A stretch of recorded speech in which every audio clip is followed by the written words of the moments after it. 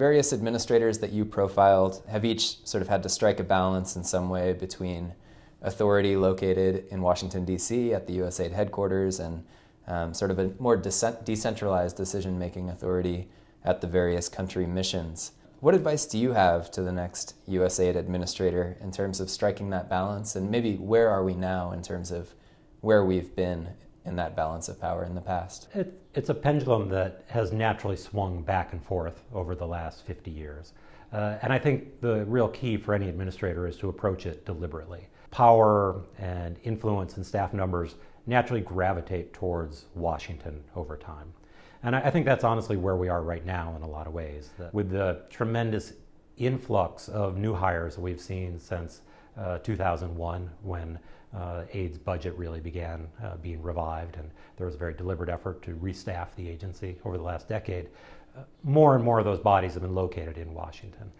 And I think development works better. I think the agency works better when field staff are not only empowered, but there is more of that staff pattern located in the field than in Washington. I think it's something that an administrator has to send out a very clear message that they want their people in their field, that they are going to listen to what comes in from the field, and that they're going to take a real conscious effort to make sure that the field still feels connected to Washington. Because I think an awful lot of the time, the only thing that people in the field feel is this kind of constant assault of directives, of new plans, new initiatives, earmarks, budget requests, reporting requirements that all flow from inside the Beltway. And I think that recognizing that the communication has to flow both ways and that good things can originate in the field is really important.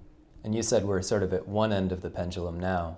When were we at the other end of the pendulum? Was there a time when the missions were really driving policy in a way that they're receiving it these days? A funny and kind of flawed example of an effort to restore the balance of the field happened in the 1970s. The former governor of Ohio, John Gilligan, again, who had not a lot of development experience when he took the job, got in a lot of hot water early in his tenure for accurately analyzing what was a real problem in the most impolitic way possible. He was asked about AID staff, and he said, well, from what I can see, they are mostly overage, overpaid, and over here, meaning Washington, which certainly did not earn him any respect or win him any favors with AID's staff.